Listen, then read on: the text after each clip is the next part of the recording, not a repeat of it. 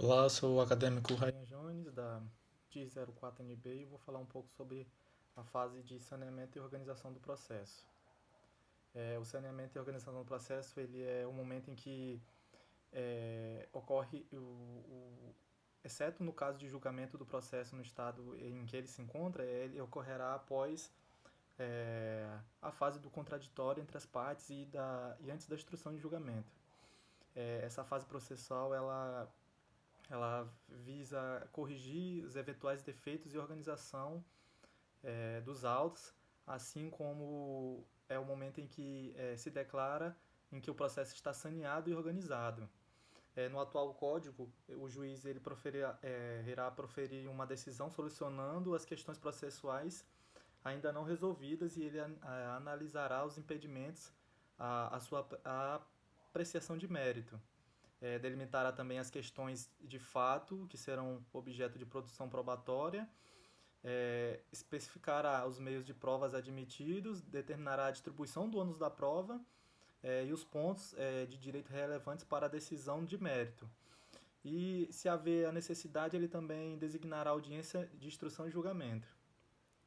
Essa decisão ela é dividida em duas partes, justamente a do saneamento, que está previsto no artigo 357, inciso 1, que compete à solução de questões processuais que possam estar pendentes ainda, como eu acabei de explicar, e a declaração de saneamento, que consiste em declarar a ausência de vícios.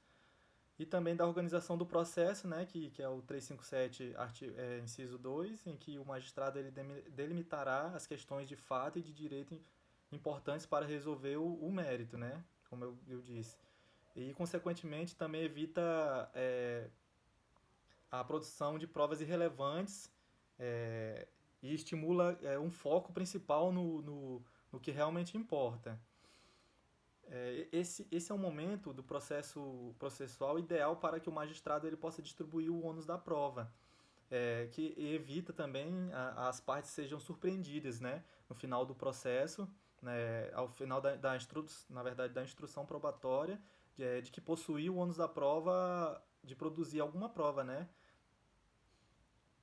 Entretanto, conforme o artigo 357, inciso 3, a não distribuição da prova nesse momento ela não acarreta em nada, não há prejuízo algum, e que o juiz ele poderá distribuí-lo posteriormente.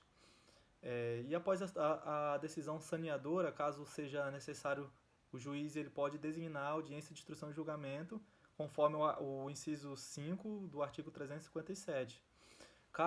Caso exista pedido de produção de prova testemunhal, o juiz fixará o prazo comum de 15 dias, para que as partes elas possam arrolar as testemunhas, conforme o parágrafo 4 do artigo 357.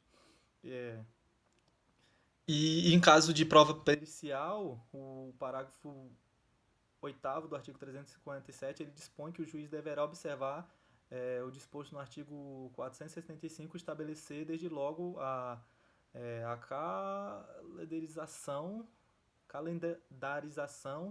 para a realização dessa perícia. As modalidades desse saneamento são dois, que é o ordinariamente, que é o artigo 357 caput e parágrafo 1º, e em audiência, né, que está previsto no parágrafo 3º do artigo 357. E é isso.